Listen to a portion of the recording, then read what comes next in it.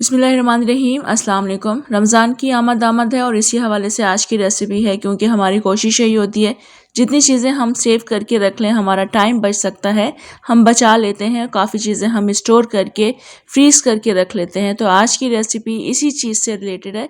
शामी कबाब बना रही हूँ और इतने लजीज शामी कबाब बनते हैं। आपकी सोच है आप इसको जब बनाएंगे इसी मेरे तरीके से तो आपकी शामी कबाब भी बेइंतहा लजीज बनेगा। मगर सारी बात यहीं ख़त्म नहीं हो जाती है।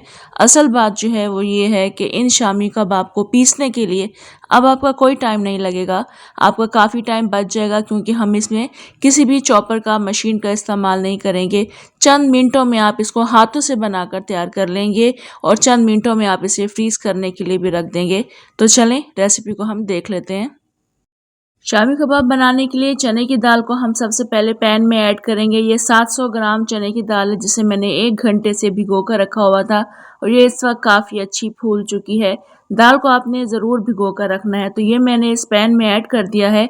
साथ ही मैं इसमें चिकन शामिल कर दूंगी। ये बोनलेस चिकन है और ये 600 ग्राम चिकन है। आप 600 ग्राम चिकन के हिसाब से 600 ग्राम ही चने की दाल शामिल कर सकते हैं या 500 ग्राम चने की दाल का इस्तेमाल भी कर सकते हैं। मगर ये जो रेशो है ये बिल्कुल परफेक्ट है। 600 और 700 का रेशो बहुत परफेक्ट है।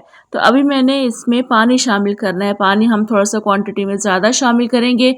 एक तो ये दोनों चीज़ें अच्छे से डीप हो जानी चाहिए, दूसरा ये कि थोड़ा सा ऊपर होना चाहिए पानी को, ताकि दाल भी अच्छे से गल जाए, चिकन भी अच्छे से टेंडर हो जानी चाहिए।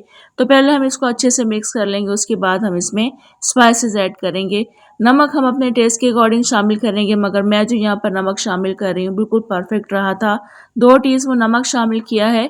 4 टीस्पून मैं इसमें कुटी हुई मिर्चें शामिल कर रही हूँ। इसके बाद इसमें गरम मसाला पाउडर शामिल कर देंगे, जो कि मैं 2 टीस्पून के बराबर शामिल कर रही हूँ।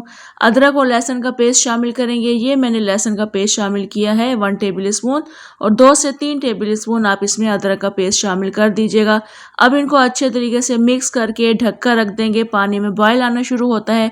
चिकन की जो इम्प्योरिटीज़ हैं वो आप निकाल दीजिएगा थोड़ी देर के बाद, और उसके बाद हमने इसको इतना गला लेना है कि चिकन काफ़ी अच्छी टेंडर हो जाए और दाल भी इसमें काफ़ी अच्छी पक जानी चाहिए। आप देख सकते हैं दाल बहुत अच्छे तरीके से गल चुकी है, मगर अब इसमें आप देख सकते हैं थोड़ी सी ये रनी है, पानी है इसमें, जो कि हमने पानी को ड्राई करना होता है। अब हम ढक्कन हटाकर इसको हल्की आंच पर पकने के लिए छोड़ देंगे और बिल्कुल हम इसको ड्राई कर लेंगे। पास खड़े रह कर के आपने इसमें मुस्तकिल चम्मच चलाते रहना है, क्योंकि अगर हम इसमें चम्मच नहीं चलाएंगे दाल नीचे से लग जाएगी और कबाब का जायका ख़राब हो जाएगा। बस थोड़ी सी देर लगती है, 5 से 10 मिनट लगते हैं। दाल इस तरह से गाढ़ी हो जाती है और आप देख सकते हैं चिकन के भी रेशे अलग हो गए हैं। हमें किसी किस्म का चॉपर यूज़ करने की ज़रूरत पेश नहीं आई है। एक तो वजह यह है क्योंकि हमने इसमें तमाम पिसे हुए मसाले शामिल किए हैं।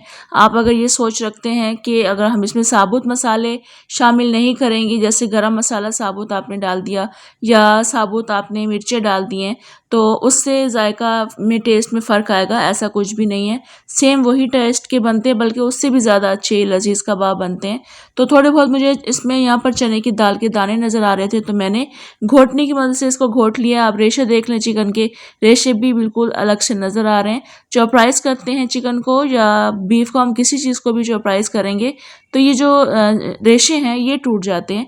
तो अभी ये ठंडा हो गया है, इसको मैं रखती हूँ एक बाउल में, ताकि मैं इसमें बाकी चीज़ें शामिल कर सकूँ, अच्छे तरीके से इसको हम मिक्स कर सकें।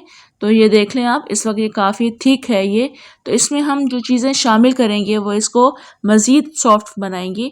तो यहाँ पर मैंने एक बड़ी प्याज लेकर चॉपराइज़ कर ली है और इस चॉपर में मैंने डालकर इसका पानी भी मैंने ड्रेन नहीं किया। ये आप देख सकते हैं पानी अलग से है, इसका पानी आपने बिल्कुल भी नहीं निकालना है। अगर हम पानी निकाल देंगे ये हार्ड कबाब बनेंगे। तो आपने सॉफ्ट कबाब बनाने के लिए आपने प्याज का पानी बिल्कुल नहीं निकालना है, और अपनी मर्ज़ी के मुताबिक आप हरी मिर्चों को भी चॉपराइज़ करके शामिल करेंगे।